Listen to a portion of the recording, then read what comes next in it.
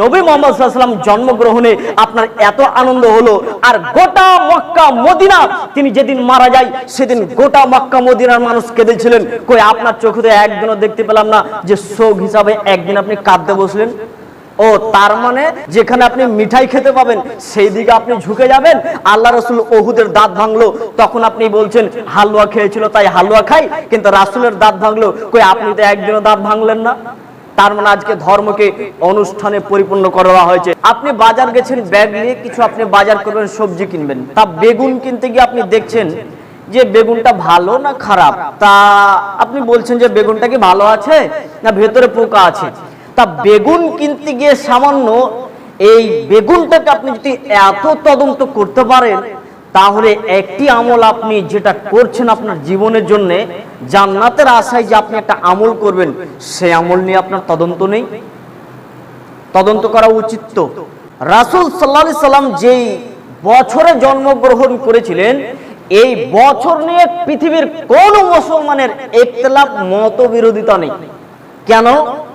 আল্লাহ রাসূল বলেছেন আমার জন্ম হয়েছে ওই বছরে যেই বছরে আব্রাহা কাবাকে ভাঙতে এসেছিল।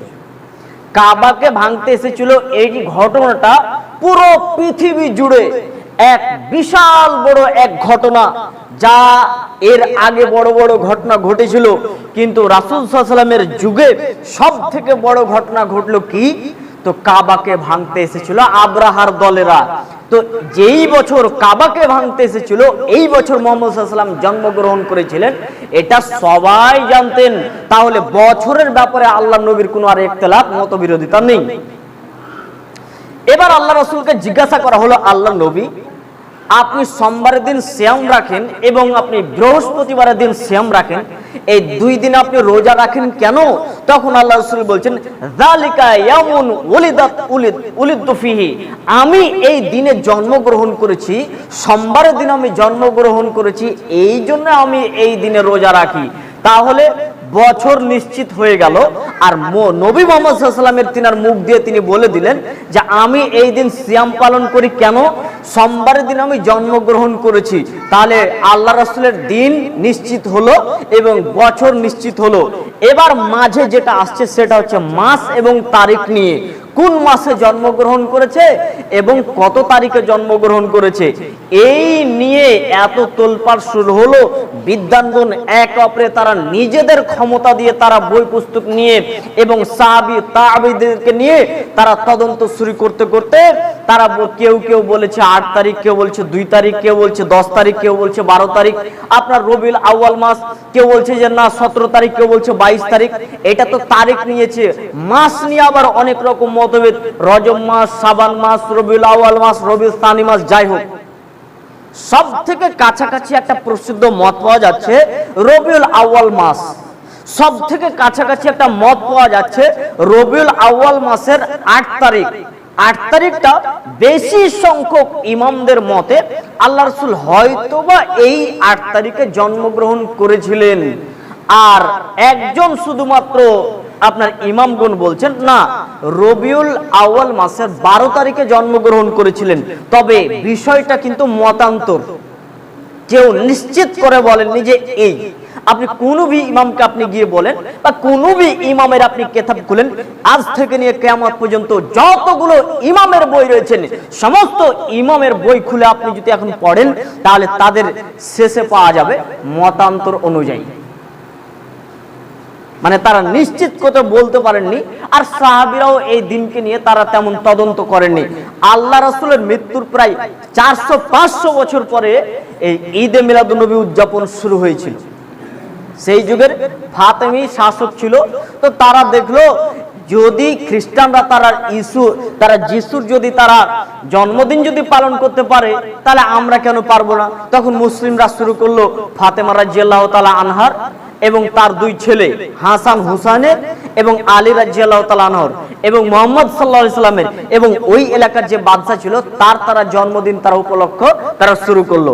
তো এ হচ্ছে একটি সংক্ষিপ্ত ইতিহাস। তবে ঈদে মিলাদুন নবীর ব্যাপারে একেবারে কোনোভাবে এক স্পষ্ট সহিহ হাদিস আজ পর্যন্ত কোনো প্রমাণ নেই। তবে কেউ যদি প্রমাণ দিতে চায় তাহলে বলতে হবে অমুক ইমাম অমুক ভাবে বলে গেছেন, এইভাবে তাকে বলতে হবে। এইভাবে সে বলতে পারবে না স্পষ্ট ভাবে যে আল্লাহ নবী মুহাম্মদ সাল্লাল্লাহু আলাইহি ওয়াসাল্লাম বলে গেছেন যে তোমরা আমার দিনকে এইভাবে উদযাপন করো। আর একটা কথা, এই যে রাস্তাঘাটে আপনারা যে দেখতে পাচ্ছেন, এই যে দেখলেন এখন আজকে যে দিনটাতে ঘটলো, আপনি একটু নিজের ভিতরে, আপনার ভিতরে যদি আল্লাহ একটু অনুশোচনা যদি দিয়ে থাকেন, নিজের আপনার ভিতরে যদি আল্লাহ কলব যে দিয়ে থাকেন, আর যদি আকল বিবেক যদি আল্লাহ দিয়ে থাকেন, একটু অনুশোচনা করে একটু ভাবুন তো, এইভাবে কি রাসূলের তরিকা এটা কি হতে পারে? যেটাকে রাস্তাকে অবরোধ করে দিয়ে আমি সকালবেলাতে খরচপুর আসতে পারছি না, এত ভিড়। রাসূল সাল্লাল্লাহু আলাইহি সাল্লামের কিছু ব্যক্তি এসে বললেন, আল্লাহ নবী, রাস্তাতে আমাদের বসা ছাড়া আমাদের কোনো উপায় নেই, রাস্তাতে আমাদেরকে বসতেই হবে, আমাদের কোনো জায়গাই নেই। তখন আল্লাহ রাসূল বলছেন, শোনো, রাস্তা যদি তোমাদেরকে বসতেই হয়, রাস্তার কিছুগুলি হক রয়েছে। এক, রাস্তাতে বসতে গেলে চক্ষুকে নিচে রাখবে, বেগানা নারী গেলে তার দিকে তাকাতে পারবে না। দুই, রাস্তাতে বসতে গেলে মানুষরা যদি সালাম দেয় তাহলে তোমরা তার জবাব দেবে। তিন, রাস্তাতে বসতে গেলে তোমরা মানুষকে দাওয়াতের কাজ করবে, যে ভাই নামাজ পড়িও, ভাই রোজা রাখো, এই দাওয়াতের কাজ করবে। চার, রাস্তাতে বসতে গেলে মানুষের যেন যাতায়াতের কোনো যেন অসুবিধা যেন না হয়, মানুষের অসুবিধা যেন না হয়, এটা তোমাদের খেয়াল রাখতে হবে। আল্লাহর নবীর তরিকা হচ্ছে রাস্তা কেউ যেন অবরোধ না করে। আজকে নবীর জন্মদিন পালন করতে গিয়ে সেই রাস্তাকে অবরোধ করে বসে আছে, এটা কি রাসূলের আদর্শ? শুনুন, আপনি যে আমলটা রাসূলের সুন্নাত মনে করে আপনি করছেন, এটা যদি রাসূলের না হয় তাহলে পরকাল কি হতে পারে দেখবেন। আনাস বিন মালিক রাদিয়াল্লাহু তাআলা আনহু বলেন, একদা তিনজন ব্যক্তি আল্লাহ নবীর স্ত্রীদের কাছে আসলেন, এসে বলছেন, বলুন তো আল্লাহ নবীর আমলগুলা কি একটু আমাদেরকে বলুন তো। তো আল্লাহ নবীর আমল কি কি করতেন সবগুলো ওদেরকে বলা হলো। তখন এই তিনজনের ভিতরে এরা তখন গল্প শুরু করলো, হ্যাঁ, আল্লাহ নবীর আমল এত কম, আরে আল্লাহ নবী আমল কম করতেন, এরকম আমল করতেন, আরে আমরা তো মনে মনে ভাবতাম অনেক আমল করতেন, আল্লাহ নবী তো মনে হচ্ছে কম আমল করছেন। তখন আরেকজন বলছেন, এই শোন শোন, আল্লাহ নবীর আগের পাপ পরের পাপ সমস্ত পাপকে ক্ষমা করে দেওয়া হয়েছে, কাজে তিনি যদি অল্প আমল করে তাও তিনার চলে, আমাদেরকে বেশি আমল করতে হবে। তাহলে এক কাজ করি, আজকের পর থেকে আমরা তাহলে তিনজন প্রতিশ্রুতি করলো, তারা তিনজন ওয়াদা করলো। একজন বলছে, রাত্রে আমি ঘুমাবো না, তাহাজ্জুদ পড়বো, একদিনও আর আমি ঘুমাবো না, রাত্রে তাহাজ্জুদ পড়বো, এই বলে সে অঙ্গীকার ওয়াদা করে নিল। একজন ব্যক্তি বলছেন, আমি সিয়াম ছাড়বো না, আমি সব দিনই আমি সিয়াম পালন করবো, রোজা রাখবো, আমি সিয়াম কোনোদিনই ছাড়বো না, এই বলে আরেকজন অঙ্গীকার ওয়াদা করে নিল। আরেকজন বলছেন, আরে আমি বিবাহই করব না, বিবাহ করতে গেলে ছেলে মেয়ে হবে আর পরিবার নিয়ে ব্যস্ত হয়ে যাব, ইবাদত কম হবে, কাজে আমি বিবাহ করব না। এই তিনজন ব্যক্তি তিনটি প্রতিশ্রুতি দিয়ে তারা সেখান থেকে চলে গেলেন। আল্লাহ নবীর কানে খবর পৌঁছালো, তাদেরকে ডাকা হলো, ডেকে আল্লাহ রাসূল বলছেন, তোমরা কি তিনজন এই অঙ্গীকার করেছো? তখন তারা তিনজন বলছেন, জি হ্যাঁ, আমরা তিনজনে এই অঙ্গীকার করেছি, আমরা এই তিনজনে এই একই অঙ্গীকার করেছি। তখন আল্লাহ রাসূল বলছেন, শোনো, তোমরা যতটা আল্লাহকে ভয় করো তার থেকে দ্বিগুণ, তার থেকে বেশি আমি নবী মুহাম্মদ সাল্লাল্লাহু আলাইহি ওয়াসাল্লাম আল্লাহকে বেশি ভয় করি। তোমাদের তাকওয়া পরেশগার যা, তার থেকে তাকওয়া পরেশগার আমার তোমাদের থেকে আমার অনেক বেশি। এরপর আমি নবী মুহাম্মদ সাল্লাল্লাহু আলাইহি ওয়াসাল্লাম আমি নফল সিয়ামগুলো কোন সময় রাখতাম, আবার কোন সময় ছেড়ে দিতাম। আমি নবী মুহাম্মদ সাল্লাল্লাহু আলাইহি ওয়াসাল্লাম এটা আমি করতাম। আমি তাহাজ্জুদের নামাজ পড়তাম, আবার রাতে ঘুমাতাম। শোনো, আমি বিবাহ করেছি, আমার স্ত্রী রয়েছে, স্ত্রীদেরকে আমি সময় দিই। আল্লাহ রাসূল বলছেন, ফামান রাগাবা আন সুন্নতি ফালাইসা মিন্নি, যে আমার সুন্নাতের বিরোধিতা করবে, আমি নবী মুহাম্মদ সাল্লাল্লাহু আলাইহি ওয়াসাল্লাম বলছেন, সে আমার উম্মতি নয়। লেন এবার তাহলে যেই ব্যক্তি ইবাদত বেশি করতে চাইলে, যে আমরা বেশি ইবাদত করব, তাহাজ্জুদ পড়ব, তো ভালো আমল নয়? আমল তো ভালো, সারা রাত সে তাহাজ্জুদের নামাজ পড়বে। আল্লাহ নবী বলছেন, যদি তুমি এটা করতে চাও, আমার তুমি সুন্নাতকে ছেড়ে দিয়ে তুমি সারা রাত যদি তুমি তাহাজ্জুদ পড়ো, তাহলে তুমি কি হবে? আমার সুন্নাতে তোমরা সুন্নাতের বিরোধিতা করলা, তার জন্য আমি নবী মুহাম্মদ সাল্লাল্লাহু আলাইহি ওয়াসাল্লাম বলছেন, তোমরা আমার উম্মতের, তারা আমার উম্মতের অন্তর্ভুক্ত নয়। আমি বলতে চাচ্ছিলাম একটি কথা, বেশি ইবাদতের নামে মুমিন নই, স্বল্প ইবাদত হবে, রাসূলের তরিকাতে হবে। কথা বুঝতে পারেননি? আপনি ইবাদত কম করেন, তবে কার তরিকা হতে হবে? রাসূলের তরিকাতে হতে হবে। একটা কথা, ঈদে মিলাদুন নবী যদি সুন্নাত হয়, তা আমরা হয় একটা সুন্নাত ছেড়ে দিলাম, আর যদি এটা বেদাত হয়ে যায় তাহলে আল্লাহ রাসূলের সুন্নতের বিরোধিতা হচ্ছে, কিয়ামতের মাঠে বাঁচার পথই নেই। কথা বুঝতে পেরেছেন কি? আচ্ছা, ঈদে মিলাদুন নবী যদি সুন্নাত হয়, একজন মানুষ যদি শুধুমাত্র ফরজ নামাজ পড়ে যদি চলে যায়, লোকটা জাহান্নামে যাবে, এই কথা আল্লাহ নবী বলেননি। একটা লোক শুধুমাত্র এসে জোহরের 4 রাকাত পড়ে চলে গেছে, ওর সুন্নাত কিন্তু পড়েনি, এই লোকটা জাহান্নামে চলে যাবে, এই কথা কিন্তু সরাসরি বলা যাবে না। কেন? সে ফরজ আদায় করেছে। সুন্নাত কি? যদি ফরজের নেকি দিয়ে যদি না পূরণ হয় তাহলে সুন্নাত লাগবে, তো আপনাকে ফরজ আদায় করতেই হবে। সুন্নাত যদি একটু আপনার ছুটে যায় তাহলে কিয়ামতের মাঠে আপনি বড় অপরাধী নয়, কিন্তু একটি যদি আপনার দ্বারাতে যদি বেদাত হয়ে যায়, কুল্লু বিদাতিন দলালা কুল্লু দলালাতিন ফিন্নার, আল্লাহ নবী বলছেন, শোনো, যত প্রকারের বেদাত রয়েছে সব হচ্ছে পথভ্রষ্ট, আর যত পৃথিবীতে পথভ্রষ্ট মানুষ রয়েছে এদের দিয়ে জাহান্নামকে পরিপূর্ণ করে দেওয়া হবে। তাহলে ইবাদত যদি আমরা একটু কম যদি হয়েও যায়, যদি একটু সুন্নাত আমাদের যদি ছুটে যায়, তারপরেও তো আমরা বেঁচে যাচ্ছি। কিন্তু যদি সেটা বেদাত হয়ে যায় তাহলে কি হবে? যেই ছেলেগুলো রাস্তাতে ঘুরছিল তাদের টাকনুর নিচে প্যান্ট রয়েছে, আমি দেখলাম যেই ছেলেগুলো রাস্তাতে ঘুরছিল তাদের চুল দেখতে পেলাম এখান থেকে পুরোটাই চাঁচা উপরটা রাখা আছে। আমি যখন জুমা পড়তে আসি তখন ওই ছেলেগুলোকে দেখছি মাথাতে বেল্ট লাগিয়ে তখনও কিন্তু রাস্তাতে ঘুরছে, এখনো কিন্তু নামাজ পড়া তার হুঁশ নেই। রাসূল সাল্লাল্লাহু আলাইহি সাল্লামকে ভালোবাসা দেখাতে গিয়ে তিনি ফরজ ইবাদত ছেড়ে বসে আছে। এই যে একদিন আপনাকে বলছিলাম না, একটা লোক বলছে আমার স্ত্রী খুব ভালো, আমার স্ত্রী রান্না করতে খুব ভালোবাসে, আমার স্ত্রী রান্না এত ভালো করে যে কেউ যদি খায় তাহলে স্বাদ ভুলতে পারে না, আরে আমার স্ত্রী এত পর্দা করে, আমার বিনা অনুমতিতে আরে ঘর থেকে বাড়ি থেকে বের হয় না, খুব নাম কিনল আমাদের সাথে। আরে তারপরের দিন দেখছি ওর স্ত্রী একটা ছেলের সাথে ধরা পড়ে গেছে। বলুন তাহলে এবার কি অবস্থা? যে লোকটা এখন দাঁড়িয়ে দাঁড়িয়ে বলছিল যে আমার স্ত্রী খুব ভালো, আমার স্ত্রী খুব পরিষ্কার, আমার স্ত্রী খুব পর্দা করে, এখন এই লোকটাকে আপনি বলুন তাহলে আপনার স্ত্রী যখন ধরা পড়েছে, তাহলে বলুন তো আপনাকে যে এত ভালোবাসা দেখিয়েছিল এটা কি? এটা সব ছিল প্রকাশ্য ওপর ওপর। তাহলে ওপর ওপর ভালোবাসা দেখিয়েছে আপনার স্ত্রী, গোপনে আপনার স্ত্রী কিন্তু অন্যজনের সাথে সম্পর্ক করে আপনাকে কিন্তু সে তেমন ভালোবাসেনি। মুহাম্মদ সাল্লাল্লাহু আলাইহি সাল্লামকে যারা ওপরে প্রকাশ্য ভালোবাসে, এখন কি আপনি দেখবেন খুব জোর জুমার নামাজ পড়বে, দেখবেন জোহরের নামাজে তাদেরকে আর পাওয়া যাবে না। তার মানে প্রকাশ্য ভালোবাসা গোপনে গোপনে মুহাম্মদ সাল্লাল্লাহু আলাইহি সাল্লামের বিরোধিতা করে।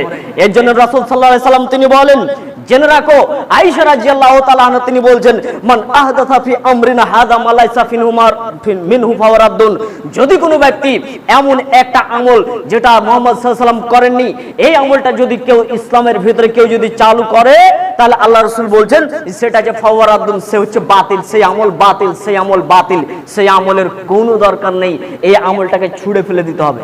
আমি আপনার বিরোধিতা করতে যাবেন কেন? আপনি এখন বলছেন মাওলানা সাহেব যদি এটা মিথ্যাই যদি হলো, তাহলে ভারত, বাংলাদেশ, পাকিস্তান আর বিভিন্ন দেশ নিয়ে গোটা বিশ্ব জুড়ে এত মানুষ যে ঈদে মিলাদুন নবী পালন করছে, তাহলে কি এরা সবাই কি ভুল? এটা আপনার তো মনে একটা প্রশ্ন জাগতে পারে, এতগুলো মানুষ পালন করছে সবাই কি ভুল? আচ্ছা, এবার আপনাকে আমি প্রশ্ন করছি, মুহাম্মদ সাল্লাল্লাহু আলাইহি সাল্লাম তিনি সাফা পাহাড়ে উঠলেন, উঠে বলছেন, ইয়া আইয়ুহান নাস কুলু লা ইলাহা ইল্লাল্লাহু তুফলিহু, হে লোকেরা তোমরা যদি বলো লা ইলাহা ইল্লাল্লাহ, তোমরা যদি এটা বলো লা ইলাহা ইল্লাল্লাহ, আল্লাহ ছাড়া সত্য কোনো ইলাহা নেই, এই কথা যদি তোমরা বলতে পারো, আমি নবী মুহাম্মদ সাল্লাল্লাহু আলাইহি সাল্লাম বলছেন তুফলিহু, তোমরা সবাই নিষ্কৃতি পেয়ে যাবে, কামিয়াব হয়ে যাবে। যখন মুহাম্মদ সাল্লাল্লাহু আলাইহি সাল্লাম এই কথা বলেছিলেন তখন আল্লাহর নবীকে মানার মতো একটাও লোক ছিল না। এবার তাহলে বলুন তো আল্লাহ নবী তাহলে তো মিথ্যা কেন? তারা তো বেশি ছিল, মূর্তি পূজা রক্ষে তারাই তো বেশি ছিল, তাহলে কি তারা সবাই ভুল? জি, লোক বেশি হলে সেটাই যে আমল ঠিক হয়ে যাবে এটা কথা নয়। মুহাম্মদ সাল্লাল্লাহু আলাইহি সাল্লাম তিনি একাই তিনি জোর গলাতে বলছেন, তোমরা যদি লা ইলাহা ইল্লাল্লাহ তোমরা যদি বলতে পারো, আমি নবী মুহাম্মদ সাল্লাল্লাহু আলাইহি সাল্লাম বলছি তোমাদেরকে জান্নাতে নিয়ে যাব। তোমরা সবাই নিষ্কৃতি পাবে, তোমরা সফল হবেই হবে। তার মানে দল বড় হলেই সেটাই যে ভালো তা নয়। সময় তো দিনী ভাই বলছিলাম, আপনি যে রাস্তাতে চলছেন দেখতে পাচ্ছেন 10 জন মানুষ যে পিছনে পিছনে যাচ্ছে, তো প্রথমের যে ব্যক্তি রাস্তাতে চলছে হয়তোবা সেই ব্যক্তি হয়তোবা ভুল পথে চলতে রয়েছে, কিন্তু পিছনের যারা চলছে তারা কিন্তু সামনের জনকে দেখে আগাচ্ছে, ও ঠিক রয়েছে, ওরা গেছে, ওরা সামনের দিকে গেছে, দেখা হলো এরা যতটি গেছে সবাই বিপদে। আর আপনি যদি একটা পথ আপনি নিজের সঠিক পথ যদি বেছে নেন তাহলে আপনার পথটা ভালো হতে পারে। লোক বেশি যে কোন আমল করছে এটা দেখার নয়, দেখতে হবে মুহাম্মদ সাল্লাল্লাহু আলাইহি সাল্লাম এই আমল করেছে কিনা, তিনার তরিকা কিনা, এই কথা আপনাকে দেখতে হবে।